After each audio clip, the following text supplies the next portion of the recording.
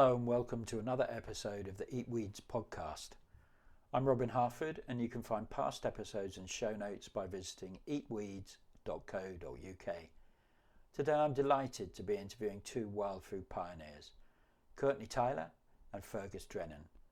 Courtney is the owner of Hips and Haws Wild Crafts, which is based in the Wicklow Mountains in Ireland. Her project is about wild foods, slow foods, food and drink fermentation, folk herbalism, green living, wild crafting and foraging.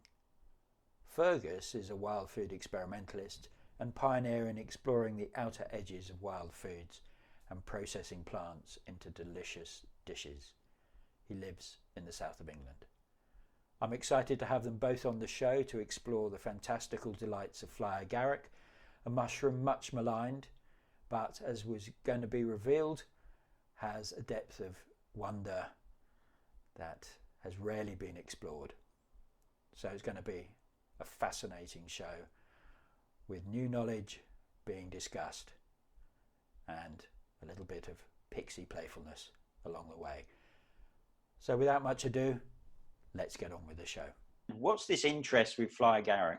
Fergus and I met at the Association of Foragers in February in Wales, and we're walking up a mountain and started talking about Fly Agaric, and I was very intrigued by this mushroom for a while, but not as long as Fergus had been. So he had a lot more experience and stories to tell me, which were very fascinating to me.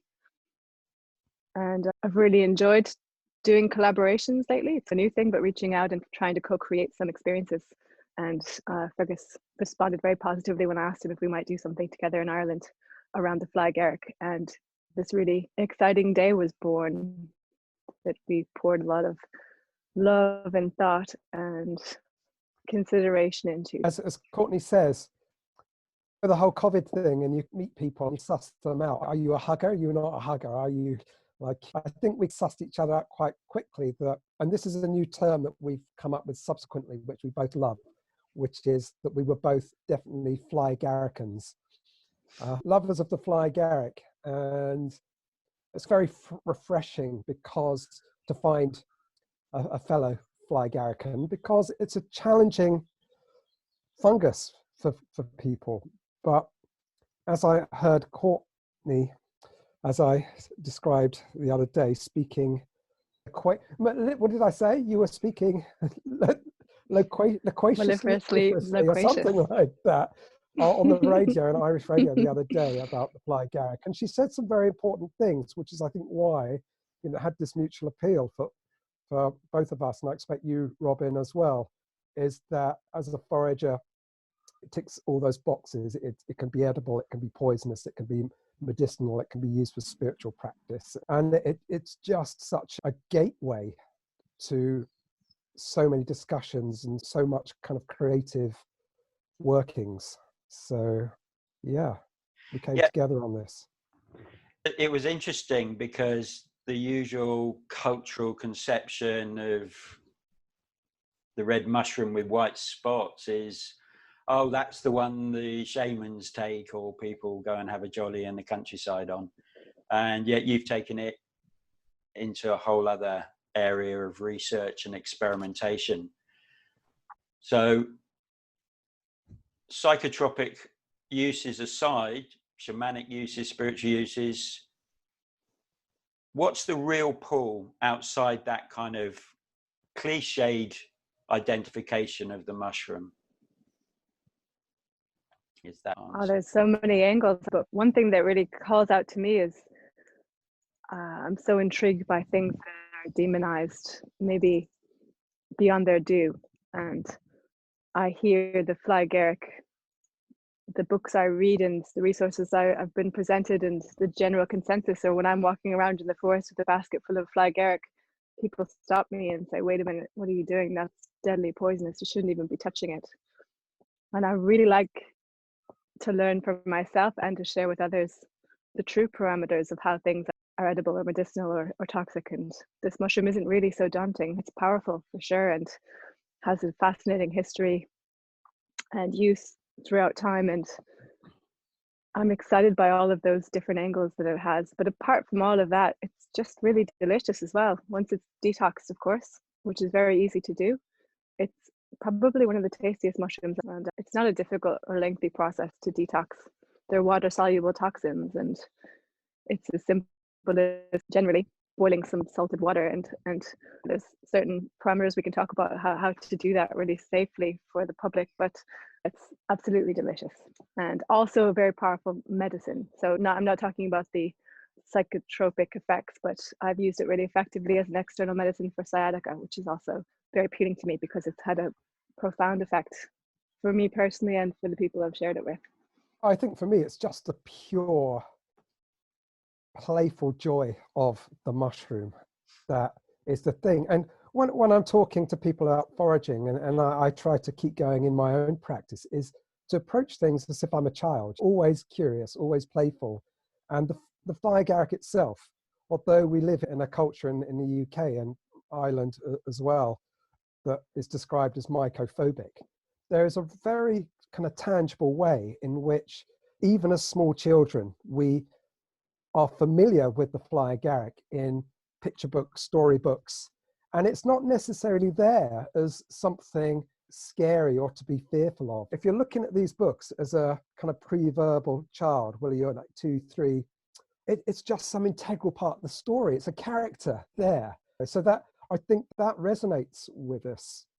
So I think we're primed as adults to meet that fungi. Now, in the meantime, between 3 or 4, 5 or 6 or 7 years old, we've been kind of culturally conditioned to think, oh no, this is that like toadstool. So when you can turn that on its head and say, well, actually, if we get back into that playful kind of spirit of the child and approach it with respect and just joy and creativity, we can see actually there's so many more amazing dimensions to this fungus than all these things that have been overlaid on us in terms of the fear and the don't touch in the meantime since we were younger. So opening that up and challenging cultural assumptions, and is again, as Courtney says, is when something has been demonized and for no good reason, let's dispel that and put things on the correct footing again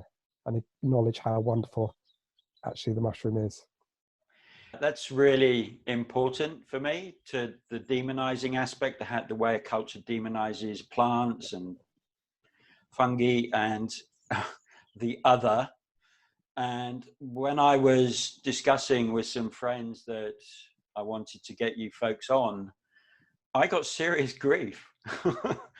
I got told that I was being irresponsible, that it's just not something that I should be putting out into the public domain. And I just went, hang on, there's the psychotropic side. That's fine. It has a place, it has a context.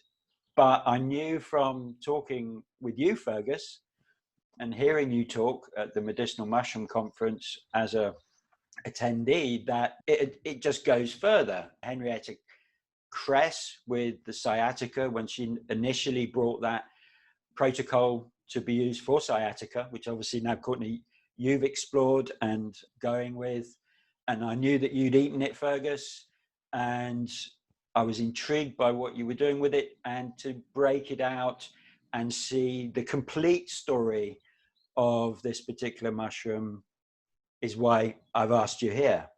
There's 1,000 videos and books talking on the spiritual side. So in this particular interview, it is the food and the medicine side that I'm interested in. So the food side, basically you did a day event with some people looking at was it just the food uses, or did you explore the medicine side as well? We did many things. We explored the medicine side. Everyone made their own external remedy, tincture for the sciatica or nerve pain as recommended by Henriette Kress. And also we lacto fermented the mushrooms, and Fergus kind of shined in all of his glory by creating some very fantastical, special, mind-blowing Fly Agaric based meals and desserts that kind of really push the boundaries of delicious and exciting. I have to tell you about that dessert, because I must say it's I do come up with some bonkers stuff, but that was, even for me, that was like next level bonkers. So I made it as an experimental thing, not all the components of it, but like one of the components. So like one of the key components was like based on a maki sushi roll, which if people that don't know, like when we think of sushi, often people are aware of the one where you've got the nori sheet and it's a roll and then it's cut into segments and it's wrapped around rice and you have those little rounds. So it was a take on that, except instead of the seaweed as the outer layer, it was detoxed Fly Agaric that was blended with sugar and cinnamon and cloves. And when I first did this last year, I then compressed dried the whole sheet for over a couple of days in an old trouser press. But this time, because we were really pushed for time, like we only had half a day to do it. So I defaulted to that wonderful invention, the food dehydrator. So it went in there. So it was dried till it was still had moisture in there, but it was easy to handle and use as a wrap. Initially, we cooked a dairy rice pudding with elderflower because we thought, what can we put in it to make it more wild? And it was elderflower. And then we left it outside to cool. And thankfully, the dogs ate all the rice pudding. But then we made it a coconut-based vegan one, which actually worked out much better, but still with elderflower. And so that got spread when it was cool onto the Fly Agaric sheet. I rolled that up. And then there in the woods, I coloured it with beetroot-based food colouring and rolled it in flake coconut to bring it back to what it originally was in terms of like, not more than just a nod to, but actually appearing a little bit like Fly Agaric. Then we cut that up.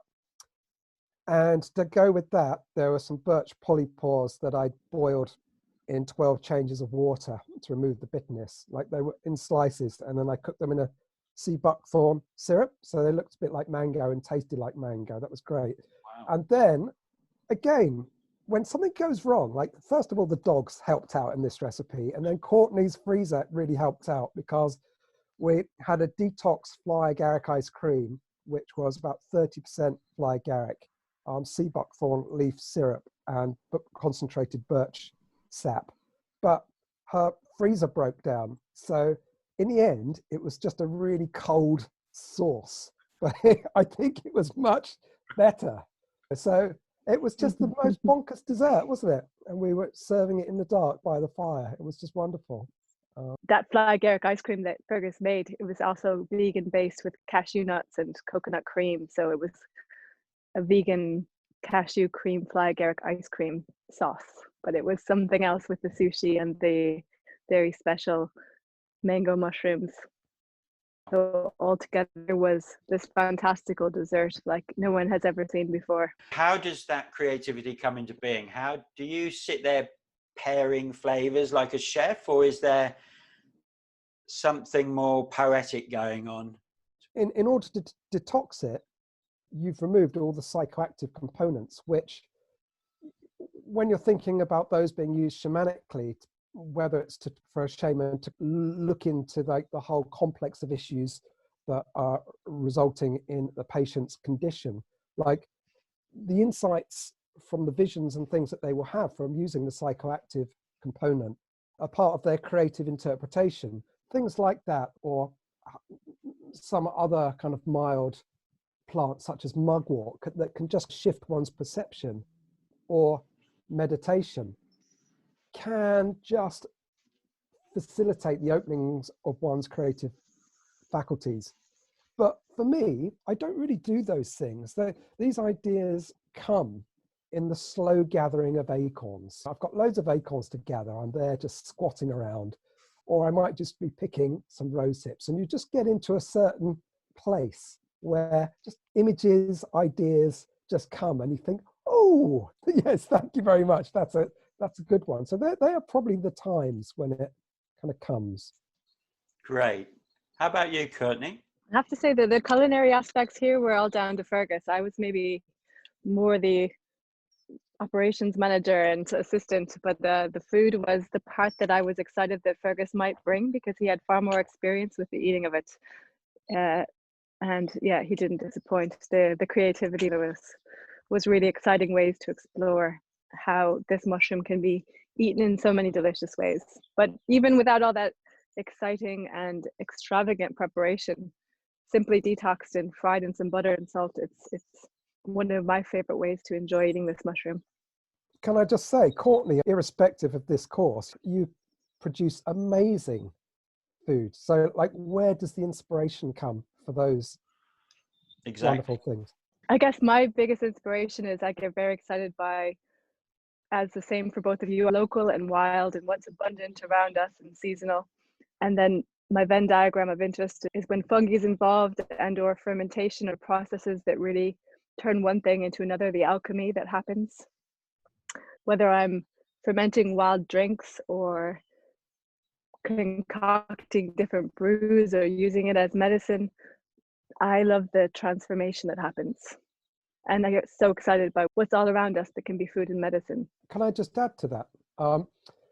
I love to think that there are some instances where what I'm doing is purely like something I've come up with that hasn't been done before, but that's actually really hard to do. Like the majority of the time, for example, when Courtney talks about fermentation, often what we're doing here is we're really drawing on cross-cultural traditions where that's so rich in experience in working in these different food preparation techniques that we can draw on those and then give it our own kind of unique, playful twist.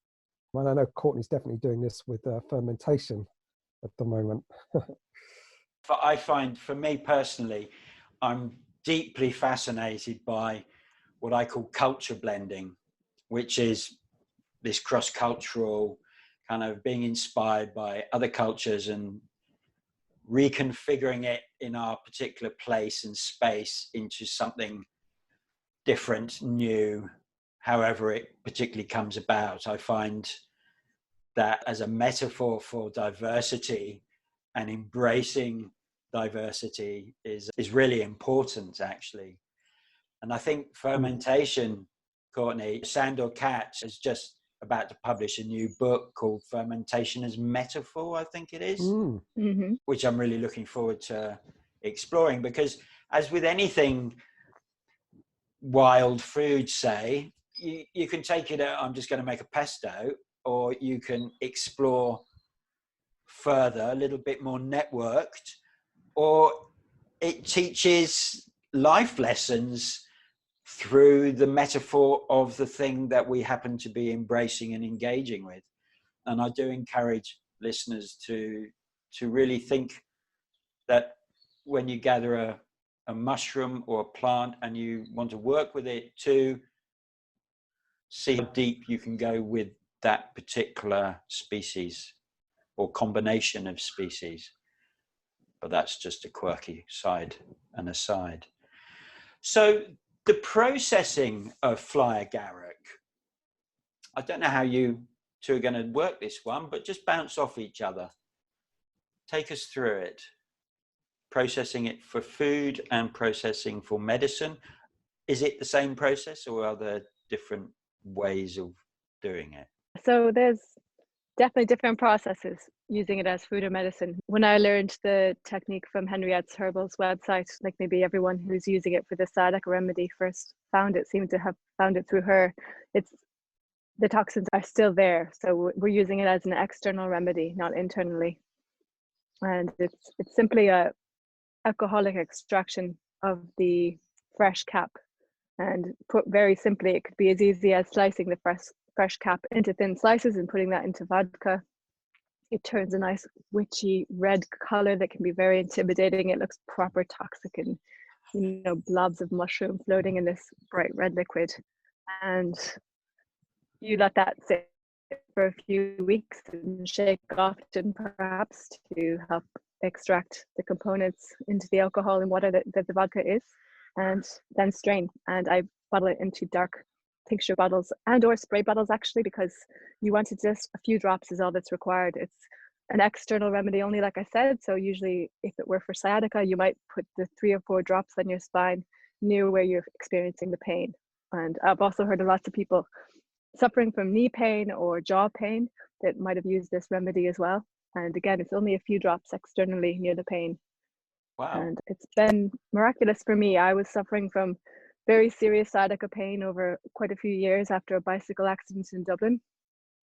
And I had made my remedy and learned about it, but I was a bit daunted to use it. It did look so proper, witchy, and scary. And I hadn't heard firsthand yet how people might have found it. And after attending the Medicinal Mushroom Conference about 4 years ago, I felt very bolstered by the fact of hearing lots of people's firsthand experience and knowledge using this medicine, and was experiencing the sciatica pain at the time.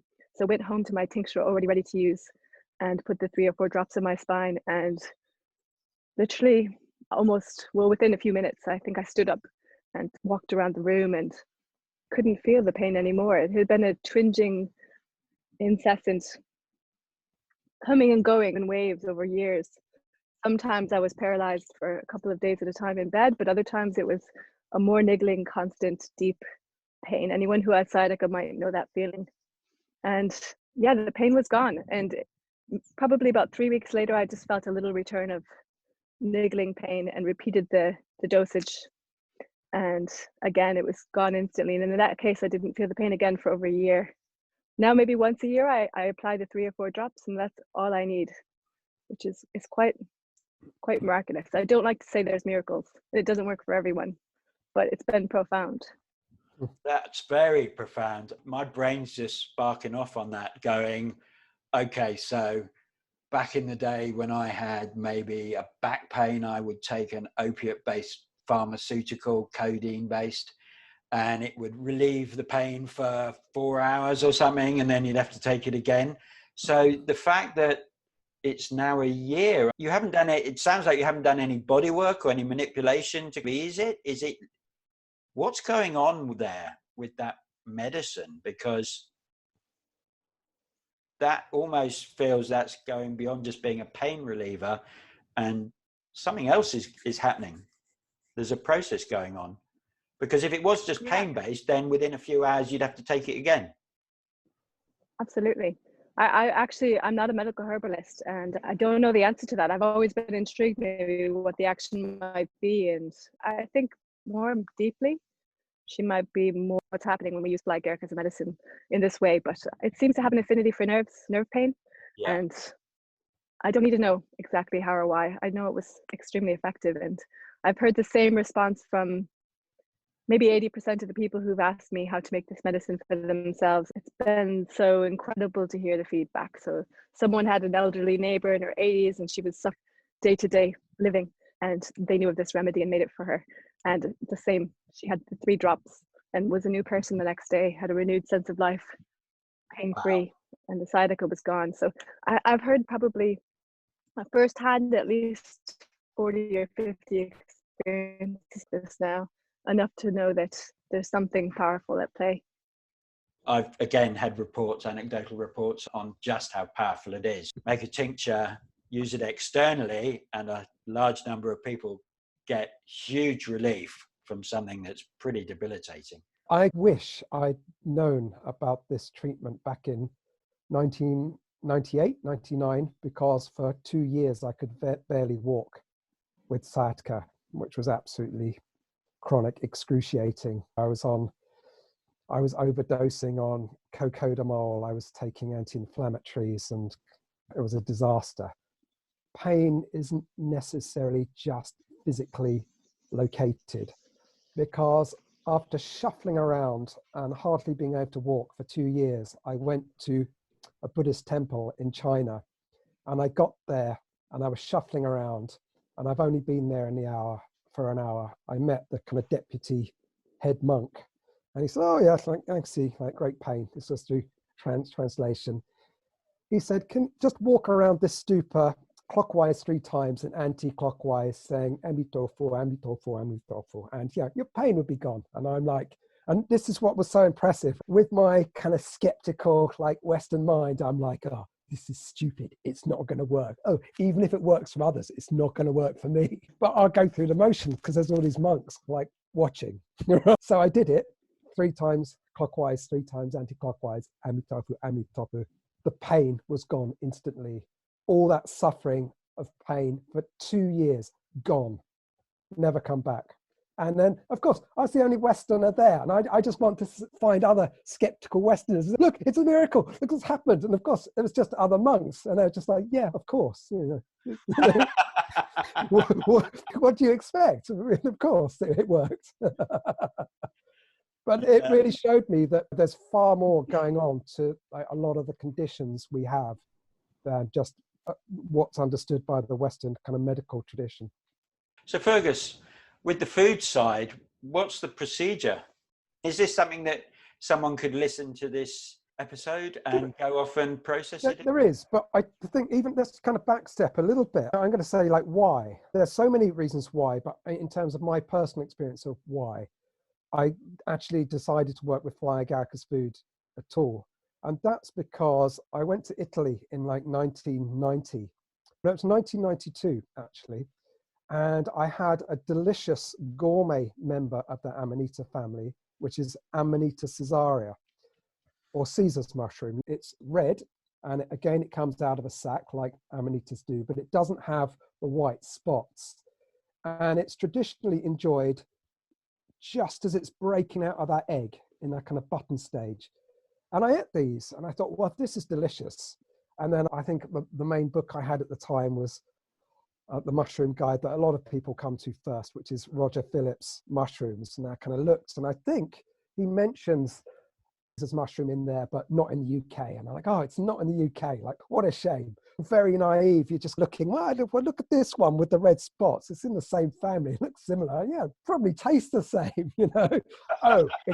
It says that it's poisonous. Oh, that's a shame. It says it's poisonous, but is it? How poisonous is it? Is it as poisonous as a death cap with like non-water soluble toxins that really finish you off, or is it something else? Fortunately, these days there's so many books and we've got the internet, and it's actually quite easy to research these things. So just a cursory look around revealed that actually you could leach out the toxins. And my thinking, well, I'd like to do that, but shall I bother? And then, because my mind went back to the odd occasion when I'd sadly eaten a can of tinned mushrooms, right? And if I do that, it's not going to end up tasting like Caesar's mushroom. It probably just tastes like a can of tinned mushrooms. But surprisingly, that didn't put me off. I thought, I'll do it anyway. So my cursory looking around was just like, oh, I read some accounts of people boiling them and throwing away the water, and that's all right. So I did that with whole mushrooms for a while, and it was all right. But I think the game changer for me, which opened the gateway to being really creative and showing me that, wow, actually the possibilities are far greater than I thought, was the confidence that came from reading the article by David Aurora and William Rubel, which I can never remember the title offhand, but it was something like Amanita muscaria. So something about the use of Amanita muscaria and field guide determinations of toxicity or edibility. But the point was that they were showing how all the guidebook's default was just to say that using Fly Agaric is the iconic toxic poisonous mushroom without qualification. Yeah. Whereas what they showed, looking cross-culturally, looking historically, was that it could be used for food if prepared correctly. So looking at the different ways, they systematized a process where for every 100 grams of fresh mushrooms sliced no than about 3 millimeters thick, like you time the boil for 15 minutes. After you put the mushrooms into hot water, they come to the boil, then you time it. Yeah, a litre of water for each 100 grams of this sliced mushroom with a teaspoon of salt. And then you throw away the water and then you rinse them. And that was their basic process. And I refined that a little bit to particularly like working with groups. I kind of boil it in multiple changes until actually there's no red or even like yellow coming out in the water.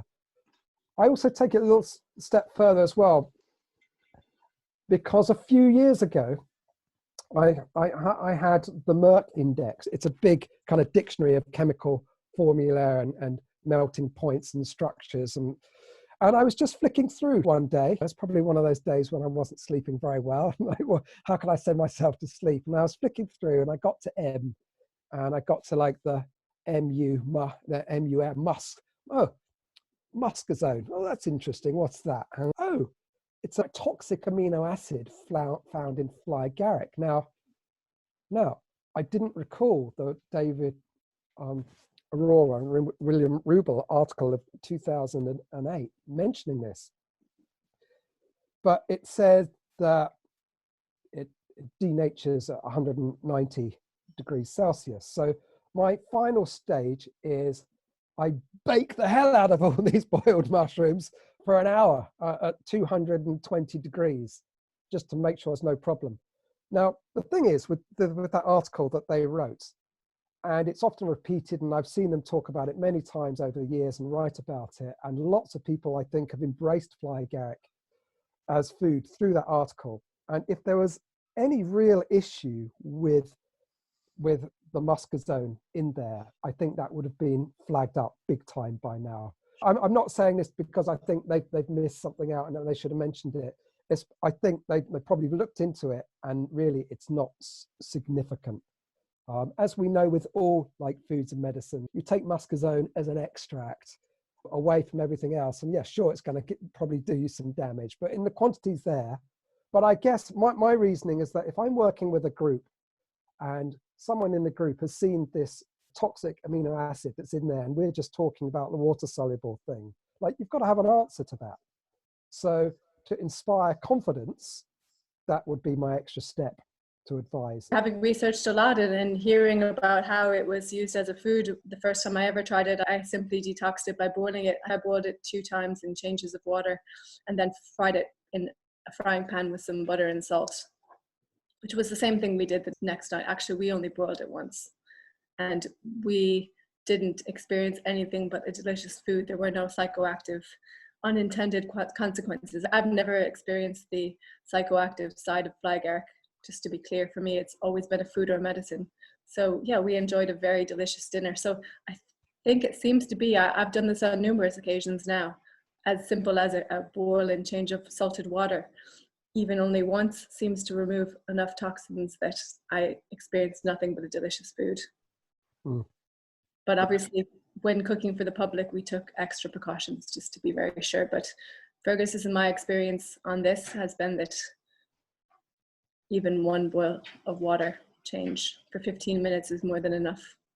The only thing I would add to that is I had this experience where I'd followed the general advice and slicing it as I described and boiling it in that way with a teaspoon of salt. And maybe you wouldn't ordinarily have this situation, because at that point, after boiling, as Courtney did, she just cooked it in butter, and we had it with soy sauce, and it was absolutely superb. Like, it's up there with all the other mushrooms. But I'd done this in one change of water a few years ago, and I had so many, I thought, I can't eat all these today, so I'm gonna dry them. I've detoxed them, I'm gonna dry them.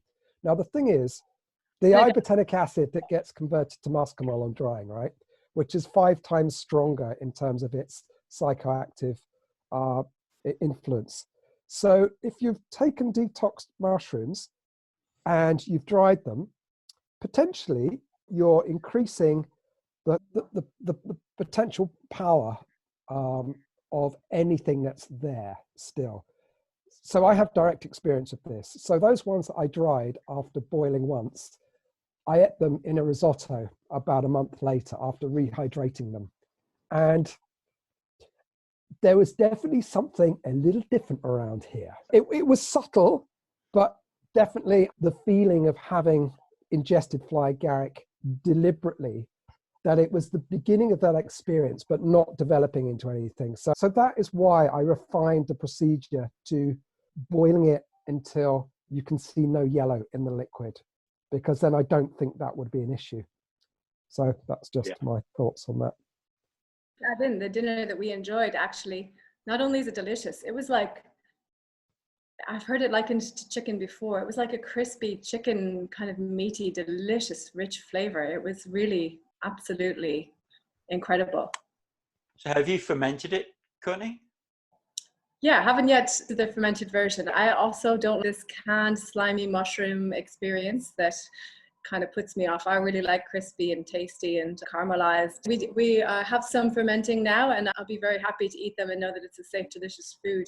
But I might actually go a step further, inspired by Noma and other places, the things they do with food. And another process of alchemy would be to dehydrate the mushroom. So I think for fermenting of mushrooms, I was highly inspired by the work of Pascal Baudard. He's a Belgian fermenting, wild foraging master, and he lives in California. His books have been very inspirational to me. And there's a lot of pickling of mushrooms, but I don't often hear of lacto-fermenting of mushrooms. And in fact, it seems they don't have lactobacillus on them, or not in sufficient quantity for fermenting easily. So you have to take an extra step in the process by introducing a culture, maybe a previous lively ferment.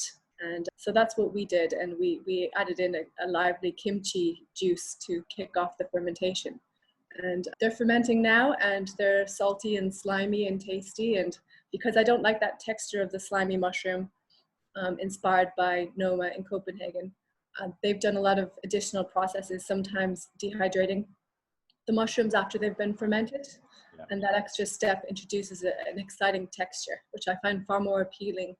And there's a recipe that we made together for the event also that was using ceps rather than Fly Agaric, but I might actually recreate the process with Fly Agaric in the future, because the flavor was absolutely incredible. They were lacto fermented, and then the juice, the liquid, was removed, and they were then marinated in maple syrup and then dehydrated.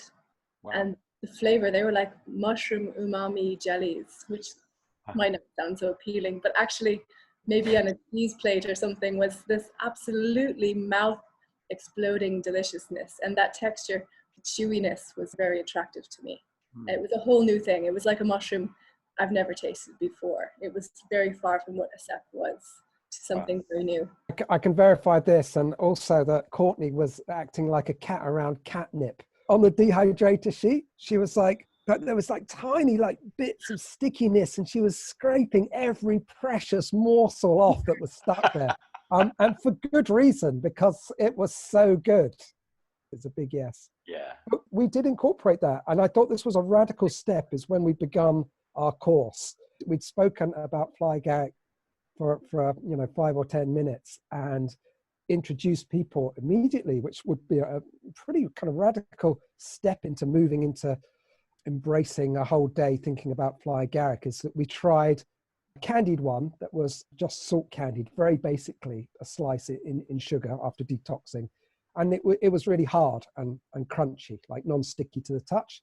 And the other one, we thought we'd give them a sweet and a savory. The other savory taster was one that had just been detoxed and was put in Courtney's, what do you call it? The fermented cep juice. The fermented cep juice before going on to add the syrup. So we marinated it in that overnight, and so for a sweet and savory version. The exciting angles are what? I said to Courtney when we'd finished this event, I said, yeah, this could be it had the feeling like it could build into something, a week-long celebration of the festival of the Fly Agaric, because there are all those elements, but the food, the medicine, the spiritual practice, the poetry, the stories, the kind of artwork. Like, you could have so much fun. The dressing up in ridiculous costumes. Music, dancing. So Courtney, what's your website address? Or how can people find you? Find me best on Instagram and Facebook, Hips and Haws Wildcrafts, Rose Hips and Hawthorn Berries. And that's where I update things most regularly, so you can find me there. Great.